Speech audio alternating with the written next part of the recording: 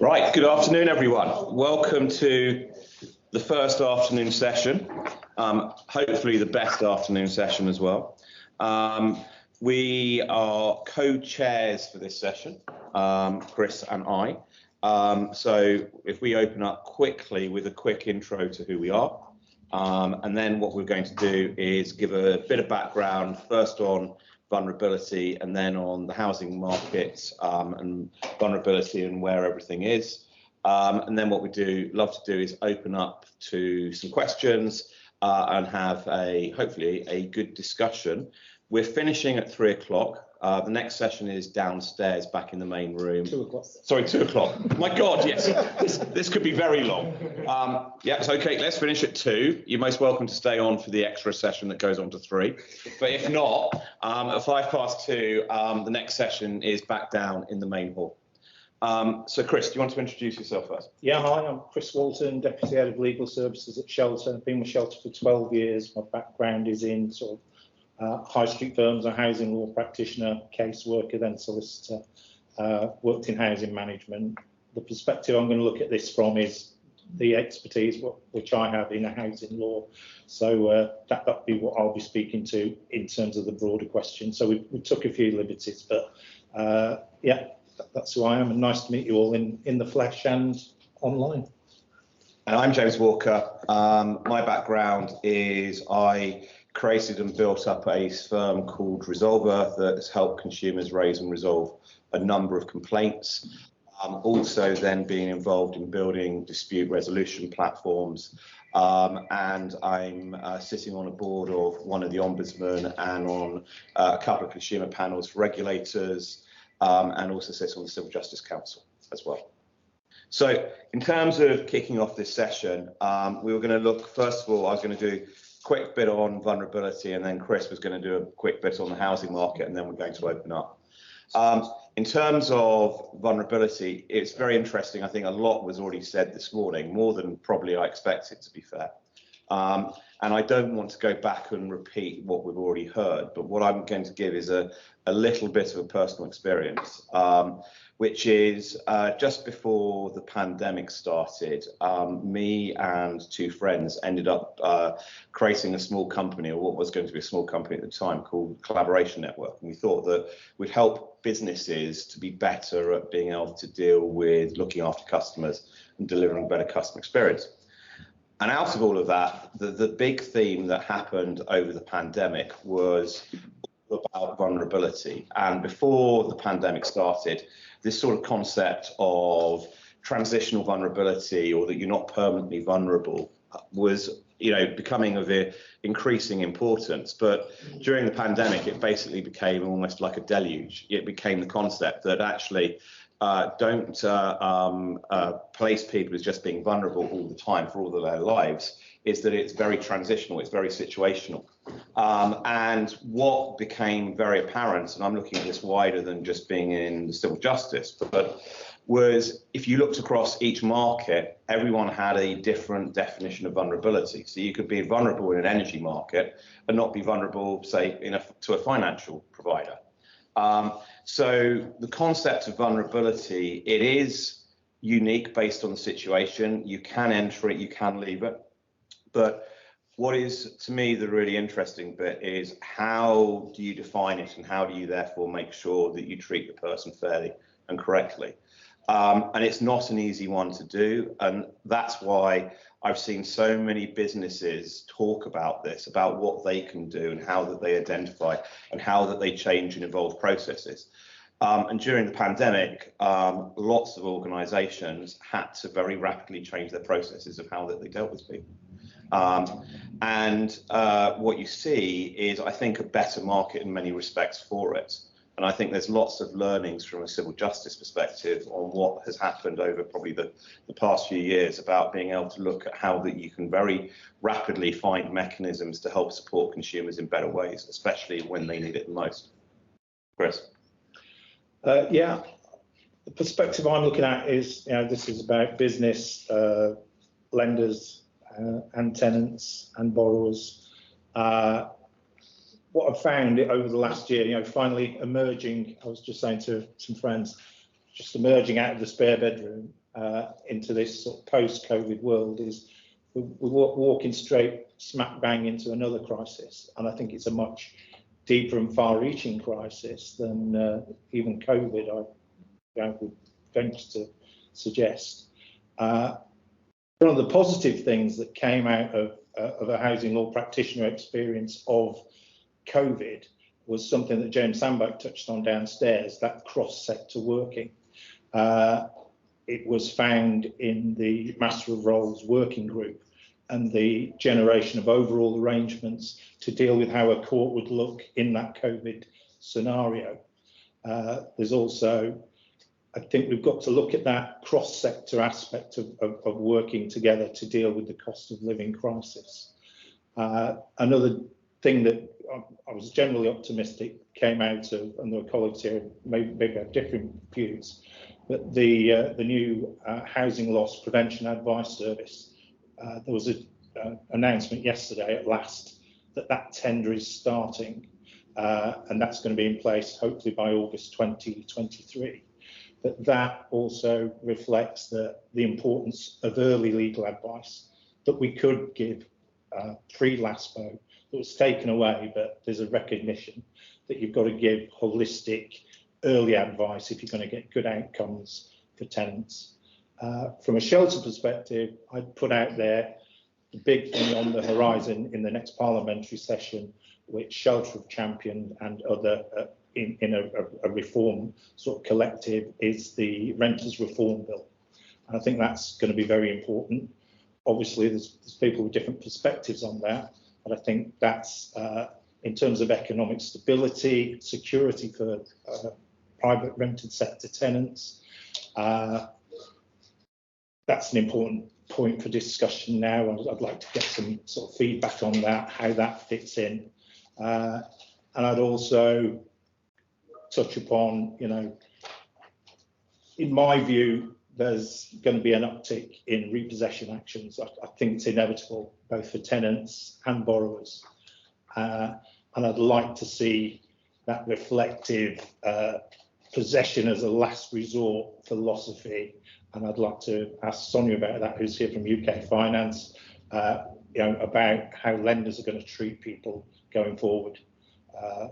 So that's the scene setting for me. I've got questions on that zone. Shall I ask the question? Yeah, you go. Yeah. Or should we do these ones? Let's do those one. Let's do that one first. This one? Yeah. Okay. So my sort of premise is, would you agree that we need a similar coordinated collective response so that civil justice is able to meet the demands of what I've said is a more far-reaching crisis, to meet the needs of business, tenants and lenders? And what does that look like in going forward? So, hi. Do we need to do microphones? Or are we okay? Should be fine with the jabber on the desk. Okay, brilliant. If you'd like to introduce yourself as well, please. I'm Siobhan McGrath, and I am the president of the First Clear Tribunal Property Chamber, and have done that job since 2013. For 13 years before that, as president of the Residential Property Tribunal Service, and for 20 years before that, I was a barrister working in housing, landlord, and tenant law. Yes. In answer to your question, as you will know, that when the white paper on the Renters Reform Bill came out at the beginning of the summer, there was another paper published at the same time, which was the joint MOJ-DLUC response to the call for evidence of the need for a housing court, which had been launched in 2018, and it took nearly 4 years to get a response. If you look at the underlying data, in that report, there was a clear preference from landlords, tenants, other interested organisations in establishing a housing court. However, it was decided that the benefits of a housing court were outweighed by the costs. And I don't accept that myself as a premise, because in this area of law, in the complexity, as you say, you get clusters of problems. It isn't just one problem. Specialist adjudication is, in my view, absolutely vital. Thank you. Please I'd introduce like yourself. to Introduce. oh, sorry. Yeah. Caroline Shepherd. I was the chief adjudicator of the Traffic Penalty Tribunal, and together with James, actually, we developed the first online end-to-end system with both parties working online, and so we worked together for ages ago. But following on from this, you see, it seems to me that one of the benefits of having a housing court, for example, is to be able to bring the respondents online as well as the claimants. And we hear very little about this in the reforms, because in fact our experience was that because we had 350 local authorities who were all operating online and they had dashboards of their own cases, as it turned out, it was them being online that drove the process, that made it much faster and much easier to deal with, and thereby, diminish the sort of mental health of having to wait and ring up and finding out how things are, because it absolutely drove the whole system, so that we were then dealing with cases in 7 or 14 days. Now, I'm not suggesting with housing you do that, but with lenders and businesses, they can all register to be online, to be at the other end of this, and make it very visible, which would actually make it much cheaper, would certainly make your idea much more affordable, and also would take a lot of the stress out of it. So who is, we don't know who makes the decisions about these things. But that's my thought, Siobhan.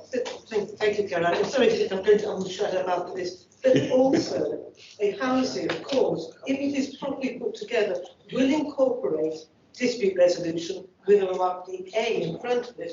And I'm already working with the Housing Ombudsman, Property Ombudsman, other redress providers to do that, so that what you have is a single point of engagement, perhaps as part of the panel, in housing, including possession cases, and be able to signpost to mediation, early neutral evaluation, ombudsman for housing associations, whatever, and then with the network be able to move people around if the form of dispute resolution that they have accessed turns out to be the wrong one or unsuccessful. There's no distance to me. I know you can. Yeah. We're listening. Simon Martin from the Clinics at DBB University, and I think about half the people in the room on housing forever as well. You alluded, Chris, to giving force to that part of the protocol which suggests that possession proceedings should be a last resort. And it seems to me that that is very key and should be enforced. And of course, there are two different protocols depending on whether we're looking at tenants of social housing or whether we're looking at borrowers under a mortgage. And even the social housing one is different depending on whether we're looking at a mandatory ground or a discretionary ground, and therefore the teeth that the protocol has is different in both. But probably relooking at the protocol is probably not a realistic situation. But the key for me is that people get early advice, and it's about how do we reach people to get them that early advice in order to try and resolve the wider issues which give rise to somebody facing the housing crisis that they're facing, their benefit advice, their debt advice, their resolving their maximising their income, resolving some of the other issues. And that's not resolvable clearly, but also working then with local authorities to say, well, actually it's cheaper to pay these rent arrears than it is for somebody to end up in the homelessness system. But all of that requires early advice and early intervention before preferably before the proceedings are even issued, but certainly before matters come to court. And where we fail collectively, I fear, and I don't have an easy solution to it, is that too many people are advised at the last minute. And it's right that people should get duty advice on the day if they've not got advice before. Don't get me wrong, that's desperately needed. But it would be much better if we reach those people at an earlier stage. And working on how we reach those people at an earlier stage seems to me to be the crucial question. I'm not going to ask you an answer, but, you know. Okay. Sonia. Yes, Sonia. Yeah, I was thinking back to your initial application about cross-sector working, and yes, I absolutely agree. I think that's one of the strengths of the pandemic. What strikes me though about the type of economic crisis that we'll be facing into is that, like it's made, it's not just solvable by this part of the sector. So, debt advice, money management.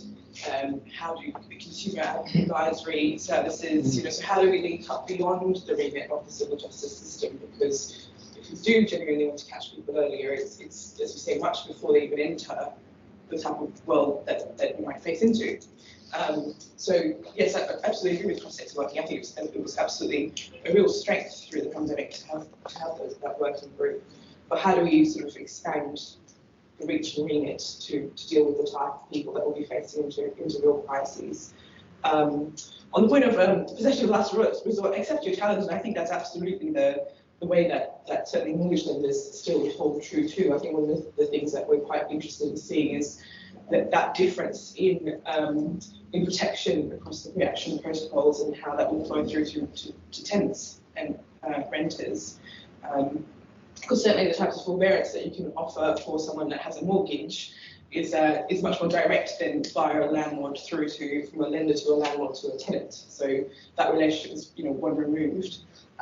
But as ever, absolutely we expect. So from how we forecast numbers to get to all the economics around it, but we're not expecting. We do expect a rise in possessions, that always happens, and particularly for tenants as buy-to-let landlords exit the market, because it's always pro-cyclical. So when there are times of the type of inflationary and housing price pressures that we expect next year, it is unsurprising to hear that buy-to-let landlords will probably exit the market, so there will be a shrinkage in supply. But protecting someone's ability to stay in their home, I think, is always at the forefront of lenders' minds, and what we can do more of to get there before that hits the tipping point where there's too little. The longer you wait, the less you can do, and certainly we think about consumer behaviour around their finances in particular, and that leads to the biggest cost, which is their housing. Is how do you get them to think about that sooner rather than later? And that's something that's very a live debate, certainly in our industry, and how we can work across all sectors to get people to front up earlier. Okay, Sorry, would you be able to just introduce you? I'm Diane Aston, I'm a member of the Civil Justice Council, also as a lawyer. It just seems to me really obvious that early advice, holistic advice, across the board advice, is going to save lots of money. I think we all agree on that. And last year was stupid because it took out early legal advice and the kind of areas that cause rent arrears like debt and benefits. That was just stupid. But I feel very strongly, I have a resistance to not the, digitalisation is going to happen, whether we like it or not. But I don't believe it's going to solve all the problems. And I also think there's a real place for face-to-face, easily accessible communications. And we've lost so much of that over the years. As Sue James said earlier, the court counters are closed. You can't go into the courts and talk to anyone. And that's a really big deal. But also, I used to work in a law centre a long time ago, which, yes, don't want to be the good old days, but it was open access. And what it meant was that somebody who'd had their disrepair problem solved, their friend would pop in. People don't kind of think, I've got a legal issue, I'm going to go and see a solicitor. They have an issue that they might want to talk to someone about. And it just seems to me, I live in Cambridge Town, the high street is just full of empty buildings. And Barclays Bank recently closed down. It seemed to me, if you had a kind of community hub which had IT support for all those people who are trying to claim PIP or income support online, and you had kind of health advice, and you had a library, and you had a law centre presence, you could capture a lot of people who don't know they need early legal advice, but they do have an issue that they'd quite like to talk to someone about. And I think if we had a will to do it, we could do it, and it would save a huge amount of money. And as Lord Bellamy said, you can't, the Treasury doesn't count the cost of a malfunctioning civil justice system, but equally it's really hard to convey how much you would save if you gave people an open, easy, accessible way to get advice and help to sort out problems really at the early stage, not just before you go into court or even when someone's told you it's a legal problem. I think we could solve it with a will. Can I just say that in his Law Commission report, proportionate dispute housing, proportionate dispute resolution, 2008, Martin Partington recommended exactly what you have described. Those plus, which were exclusive housing with those customers. So hang on, so 2008, there was some sort of proposal made along the lines that Mr. Lynn was It was in the Law Commission report. Yeah, well, I come to this conference with the expectation of absolutely nothing transpiring from it.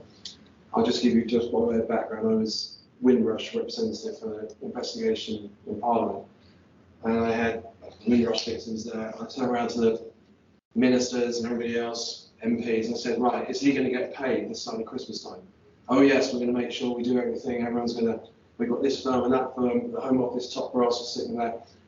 I said this time next year, he ain't going to be paid, and nor would everybody else. When I was wrong. 4 years later, people still haven't been paid. 5% of Windrush victims have not been paid, okay? So I take every single promise I ever hear, okay, with a pinch of salt. Okay, and I started off at a legal firm, no legal training in 2012 in Hackney. We did a lot of pro bono work in housing. Okay? So what my question is this, is that we're all sitting here, and this lady, these ladies have made, you know, very important statements in my book as to what should happen. This lady here has referred back to something in 2008. So what are you going to do, okay, what are you going to do to stop all this disappearing into the ether? That's all I care about. Right, a housing court, of course it makes sense, massive sense. But what is going to happen? We're going to be sitting here in 5 years and Sweet FA is done. Because that's what I think will happen. So I'm asking you guys, you've been chosen to be the representatives here, okay, for this module. The things that are being said here now, okay, and this lady said, you know, you wait too long, nothing. If you wait too long, it gets even worse. What are you going to do, you guys there, with this council to try and get a housing court established, or try and get things actually done? As they're sitting here for years on end, and nothing gets done. As with Windrush, where 30 Windrush victims have died without receiving a compensation. That's where this country is failing. So that, I'm sorry to be so blunt, but you know, I can't be any other way.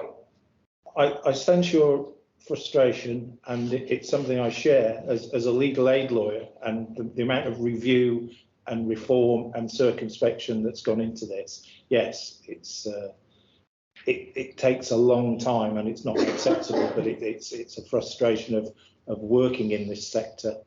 But from these sessions, you know, there'll be a summation and a feedback. But you know, Shelter does its campaigning, and it may be that it needs all joining up, but I can't guarantee that. So is anybody petitioning for a housing court? Which to me makes absolute sense. Who is trying to push the government to say, look, having a housing court will save in the long term enormous amounts of money, and will save the hardship and the misery and the poverty that the poorer people in this country are going through. Housing court, who's pushing a housing court? Is anybody? Sorry, can I come in? No, sure. I think one problem is the lack of good faith in the government. I'm sorry, we've been consulted to death over legal aid.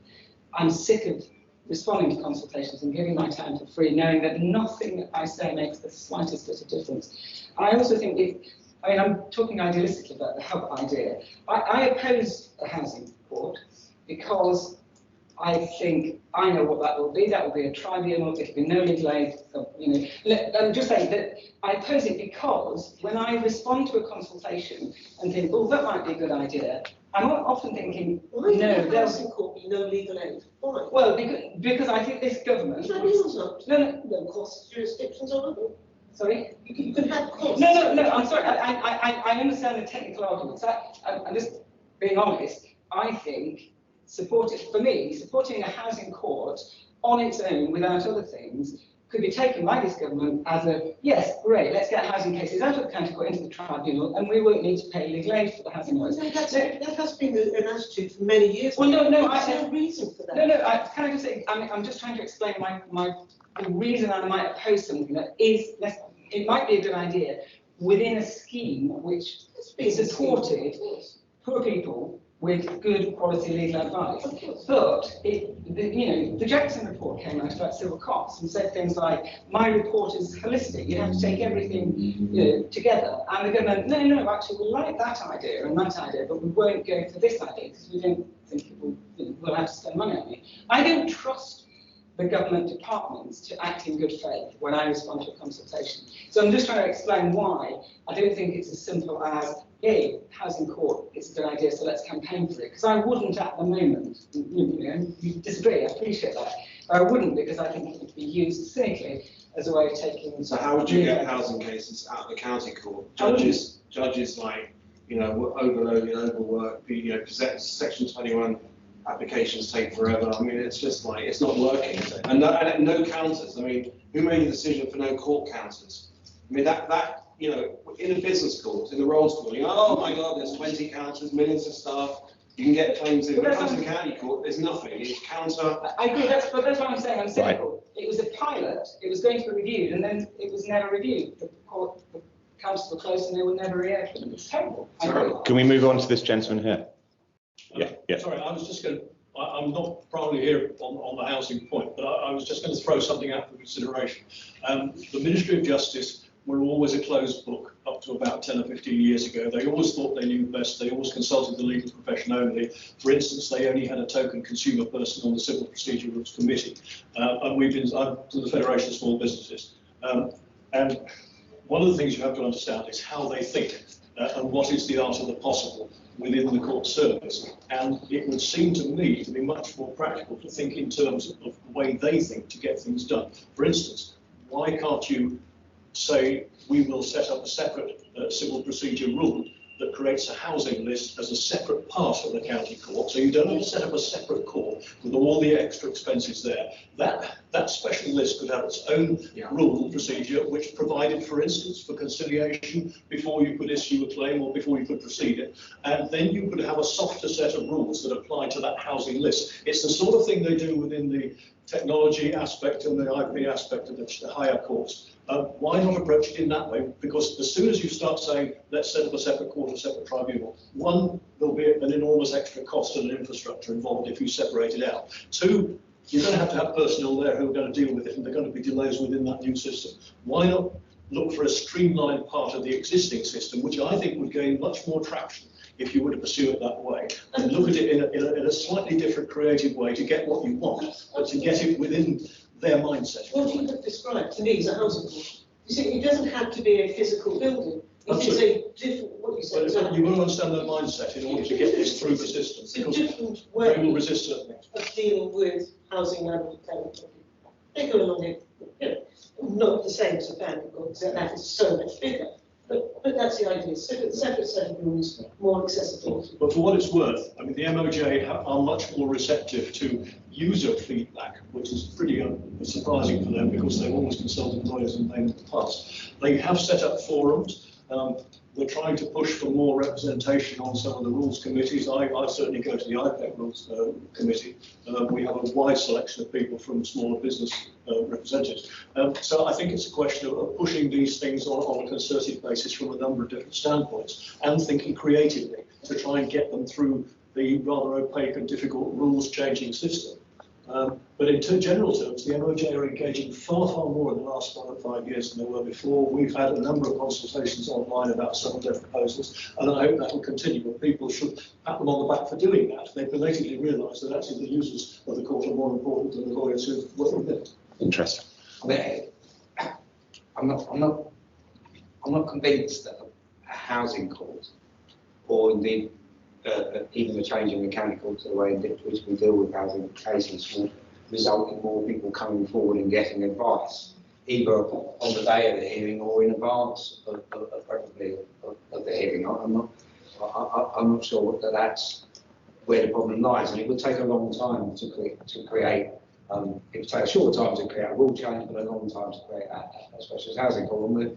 The problem is that the economic crisis is now, and is going to get worse as we go through the winter and into the early part of spring. And already, although the changes to the housing court duty scheme are welcome, they've already been put back from the announcement the day before yesterday, put them back 3 months for the implementation, because presumably the MOJ weren't ready to, and the legal aid board wasn't ready for the tenders and wasn't ready for the exercise.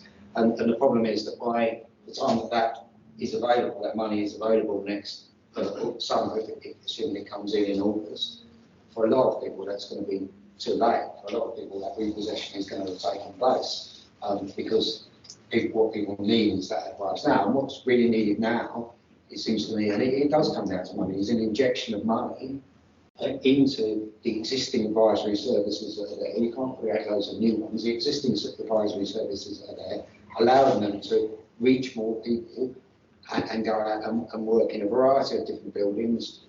But they're not going to give any money. The amount of money is relatively small. Actually, the amount of money that's needed is a relatively small amount of money. And it does seem to me that, I don't know, you might be right, they might not give any money, but we have to ask for that money to be made available now. Because the funding was there, the funding is earmarked, because it was earmarked from May for the changes to the county court duty scheme. Those changes cost money. And so that money is being saved, and we should say that money should now be paid to the existing advisory services to allow them to do more, because that's the best hope that we've got, it seems to me. The advice services that exist, and then facilitating those services to do more, it seems to me to be the short-term answer. Okay. Any more contributions? I actually have a comment to make as well. Okay. So, not being a chair for a moment. And that is, the Scottish Government created a body called Consumer Scotland about probably 12 months ago now.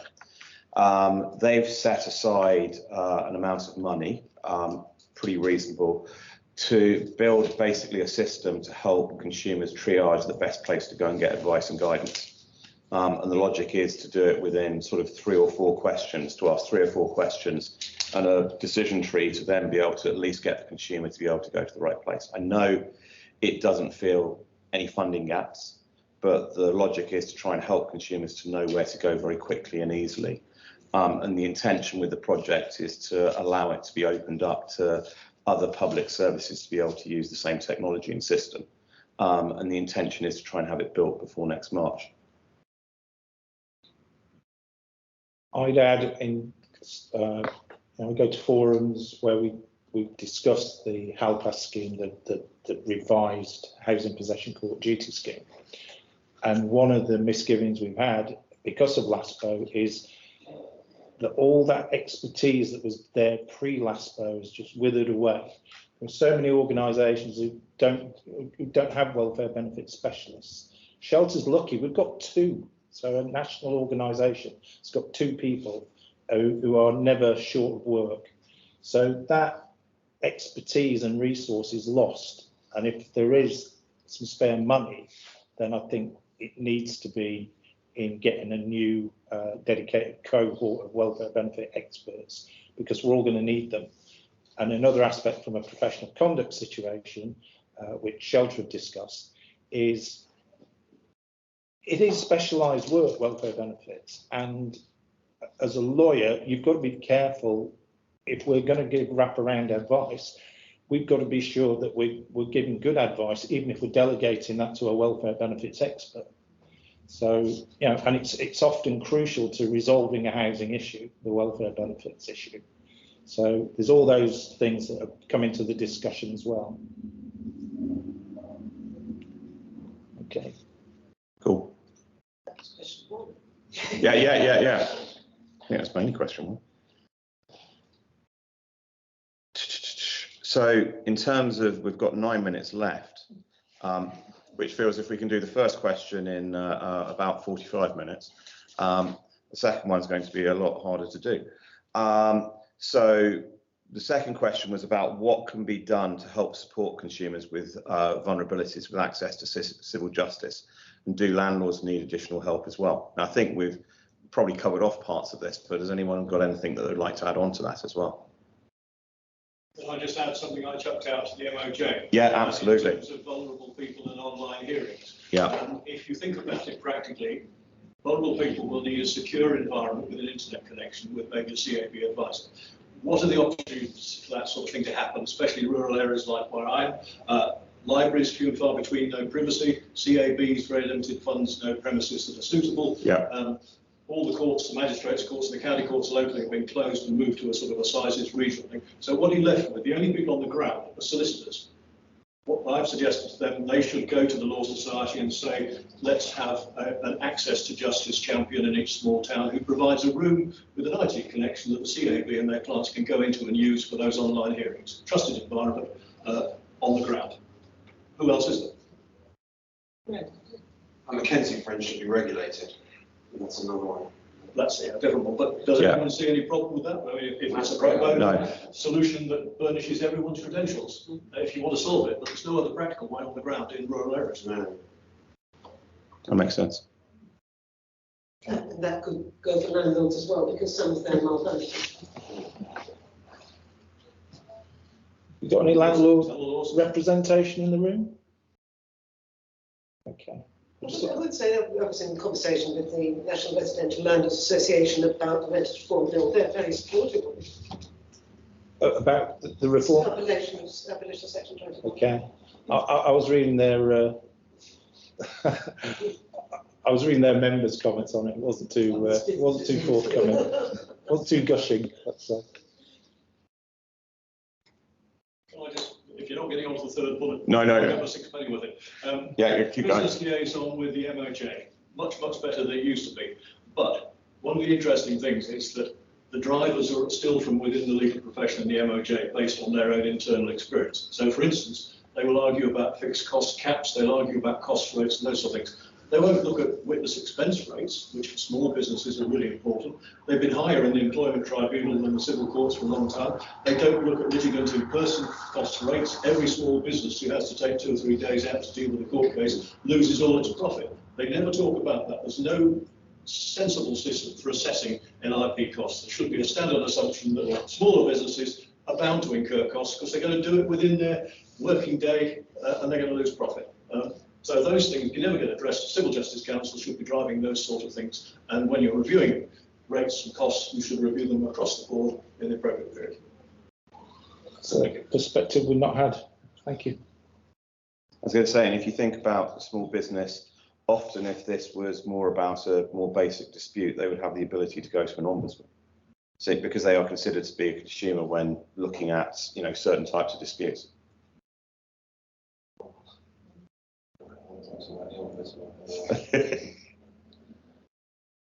Okay. Cool. So should we go to?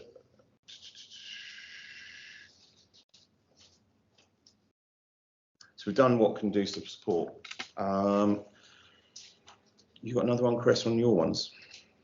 No, any feedback purely from a shelter perspective on Renters Reform Bill? Any comments on that? Will it happen? Sorry? Will it happen? It'll happen this session, I hope. I'm optimistic. Just on the Renters Are there any responses then? An interesting aspect of Renters Reform Bill, because we talked about disrepair earlier in these sessions, is that there is a new decent home standard in the private rented sector, which is interesting. Yeah. And the enforcement of that would be different from disrepair claims. There will be a possibility of local authority enforcement and/or rent repayment orders of places not in a decent condition for the tenants be able to reclaim their rent, which is interesting. Different way of dealing with the same problem. The problem is the dearth of funding in local authorities for prosecutions. My own experience is Sheffield is, I've come down from Sheffield today, Sheffield is quite well resourced with TROs, but anywhere else in the country, I speak to colleagues that actually, I have People who don't even know what a TRO is. We have revenue payment orders for, Credit have HMO licences, if tenants could apply directly for revenue payment orders. I think revenue payment orders are great, I do a lot of them, and we do a lot of them. But I also think that the creation of revenue payment orders has allowed some local authorities to put the enforcement onto tenants. And no longer do they impose a financial penalty, no longer do they consider prosecution for not having a licence. They simply tell the tenant, you can apply for a revenue payment order, and then they don't give any assistance either, and they just say, oh, well, there's some pro bono out. They didn't do much before that. No, they didn't, but some local authorities do impose financial. There's a very different response from different local authorities. And you know. One thing I'd really like to know is data about how many local authorities are, now on the new scheme, they can keep the money they recover in fines and apply it to enforcement action. I just wonder how much that's happening, because it seems to me an excellent idea to motivate local authorities to take enforcement action. They can keep the fines, do more enforcement action. I'd be really interested if anybody's doing any research. Well, there's the local government association, the LGA. That would be a very good question. Yeah, I go to the LGA, and then they can obviously do a review of amendments. That'd be great, actually. I might take that up. The impression I get is that local authority enforcement action depends very much just on a few individuals in the local authority. There's some local authority areas in London that are dead keen and have done some fantastic prosecutions. Some probably never. But I just think if the information was shared a bit more amongst local authorities, those that haven't done much enforcement work might think it's actually could be a really good thing to do and we get to keep the money. I just don't think that knowledge is very well known in local authorities. Cool. Any questions from the floor, or sorry, from the online contingent? Not as It doesn't yet. look like we don't have any questions in the chat or any hands up. Cool. Yeah. Amazing. Right. Well, I think we should call that. We can save someone 2 minutes and rejoin the group, but thank you very much for your contributions. Cool. Thank you, everyone. Thank you very much.